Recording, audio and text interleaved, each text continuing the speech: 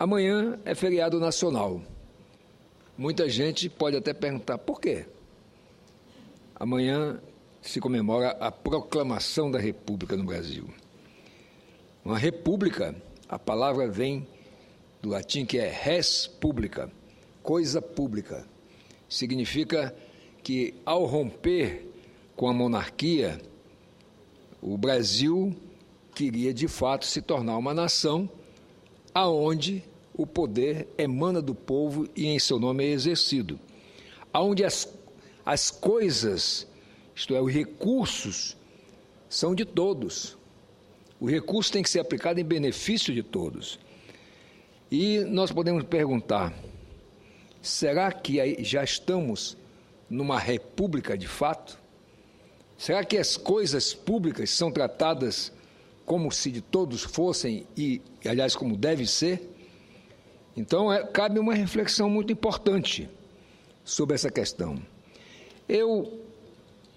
Não é surpresa, todo mundo sabe, eu sou maçom, tenho conhecimento da história brasileira, como, aliás, a maioria dos brasileiros tem.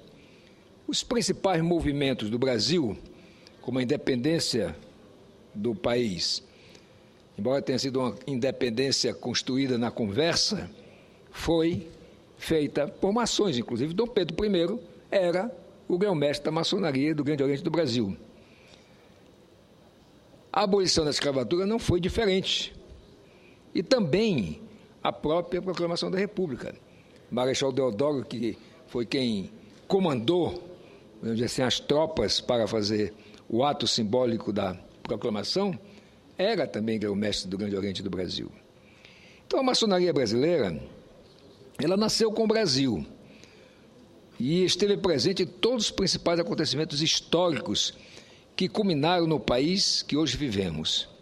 Diferente não poderia ser a sua participação na proclamação da República. E aqui abro aspas para uma notícia do jornal Gazeta da Tarde, da edição do dia 15 de novembro de 1889. Diz assim: a partir de hoje, 15 de novembro de 1889, o Brasil entra em nova fase, pois pode-se considerar finda a monarquia, passando a regime francamente democrático com todas as consequências da liberdade. A implantação de um Estado republicano foi, sem dúvida, o fato histórico mais importante do nosso país e teve como líderes e idealizadores desse movimento maçons ilustres que hoje estão nos nossos livros de história, tais como já citei, Marechal Deodoro da Fonseca, Benjamin Constant, Rui Barbosa, que adorna aqui com seu busto o plenário desse Senado, que agora vai passar a se chamar Plenário Rui Barbosa, aprovada a lei, o projeto recentemente, Campos Salles, Quintino Bocaiúva, Prudente de Moraes, Silva Jardim e outros mais. A ideia republicana é antiga no Brasil, ou era antiga no Brasil. Nós a vemos na Guerra dos Mascates, em 1710, na Inconfidência Mineira, em 1788, na Revolução Pernambucana, em 1817, na Confederação do Equador, em 1824, na Sabinada, em 1837, e na Revolução Farroupilha, em 1835 e 1845. Portanto, o Brasil clamava pela República. Era uma questão de tempo. O Império Brasileiro estava desgastado e vagarosamente ruía-se. Iniciou-se a sua queda em 1870, após a Guerra do Paraguai, onde, mesmo o Brasil saindo vitorioso daquela campanha, o Exército, seu principal agente, não foi devidamente valorizado, causando sérios descontentamentos. A Igreja, por sua vez, queria a liberdade, pois encontrava-se submetida ao padroado imperial. Mas o fato principal que fez com que o Império perdesse a sua sustentação foram as leis anti-escravagistas, defendidas fervorosamente nas lojas maçônicas brasileiras. Leis como a Lei do Ventre Livre, a Lei dos Sexagenários e, finalmente, a Lei Áurea. Atento a esses fatos, a maçonaria, através de várias lojas, como a Vigilância e Fé, de São Borja, no Rio Grande do Sul, Loja Independência e Regeneração Terceira, ambas de Campinas, em São Paulo, aprovaram um manifesto contrário ao advento do chamado Terceiro Reinado e enviaram a todas as lojas do Brasil para que tomassem conhecimento e que apoiassem esta causa. Mais uma vez, a maçonaria estava à frente para liderar um movimento democrático. Em 10 de novembro de 1889, portanto, 5 dias apenas antes da proclamação, em uma reunião na casa do maçom Benjamin Constant, onde compareceram os também maçons Francisco Glicério e Campos Sales, que decidiram a queda do Império. Foi nesta reunião que se decidiu a queda do Império. Benjamin Constant foi incumbido de persuadir o Marechal Deodoro da Fonseca, que também era maçom, porque este era muito afeiçoado ao imperador. O imperador Dom Pedro II realmente era um homem, em tese, querido, era um homem, digamos assim, de bom coração. Mas, por fim, Deodoro assumiu o comando do movimento e proclamou a República a 15 de novembro de 1889. Faz-se necessária aqui uma justiça ao imperador Dom Pedro II, um homem culto, como disse, ponderado, que, contrariando a opinião pública, não lutou pelo trono. Porque é interessante, o povo, em geral, estava satisfeito com Dom Pedro II. Quem não estava satisfeito eram exatamente aqueles que percebiam a corrupção, que percebiam o quanto o Império não era mais capaz de dar respostas à questão da liberdade, à questão do tratamento igualitário. E por isso, como disse aqui, Dom Pedro II, por ter essas características, não lutou pelo trono. Embora, se quisesse, poderia ter havido derramamento de sangue lutando pelo que, em tese, seria um direito seu, e, portanto, num sentimento altruísta, reconheceu que, para o Brasil, este seria o seu novo e melhor destino.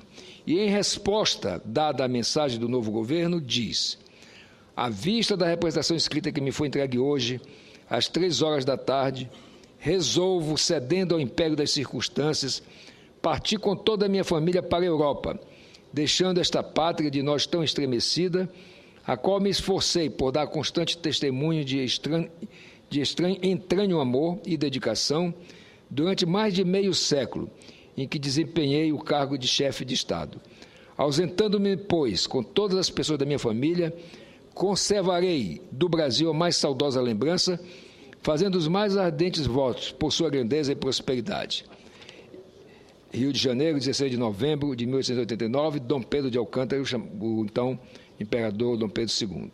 Segue para o exílio o imperador e com ele meio século de história do Brasil imperial. Estava proclamada a República e voltavam as esperanças de se construir uma nova nação dentro dos ideais de liberdade, igualdade e fraternidade. No dia 21 de novembro, o jornal República Brasileira publicava o seguinte trecho em seu editorial: comecemos a pensar, esta república que veio assim, no meio do delírio popular, cercada pela bonança esperançosa da paz, esta república do século XIX, que surgiu com a precisão dos fenômenos elétricos, sem desorganizar a vida da família, a vida do comércio e a vida da indústria, esta república que trouxe o símbolo da paz, que fez-se entre o pasmo e o temor dos monarquistas e a admiração dos sensatos, esta república é um compromisso de honra e um compromisso de sangue. A exemplo de todos esses fatos, devemos ter os mesmos atos de coragem que tiveram os maçons que hoje fazem parte da história da humanidade. Temos a obrigação de agir para que no futuro sejamos citados pelo que nos sucederem, da mesma forma que os nossos nomes fiquem registrados como cidadãos atuantes na memória histórica de cada rua, cada bairro, cada cidade, cada estado e por toda a nação. Senador Tomás Correia, eu fiz questão de fazer esse registro, já que amanhã é o dia em que se comemora a proclamação da nossa República, também para chamar a população brasileira a uma reflexão. Muitas das coisas não podem ser feitas, como foi a proclamação, por um punhado de pessoas mais ousadas ou mais iluminadas. A República que nós sonhamos, que ainda está por acontecer, precisa ter a participação do povo. Precisa que o povo saiba que, por exemplo, os políticos que eles apontam como corruptos, os políticos que dominam de maneira irregular municípios, estados e até mesmo, às vezes, o país, são eleitos pelo cidadão que é eleitor. Então, é preciso que o cidadão entenda que na República, a alma da República é a democracia. Se a democracia não é exercida na sua plenitude, essa República é uma República adjetivada. Pode usar o adjetivo que quiser, nunca será uma boa República.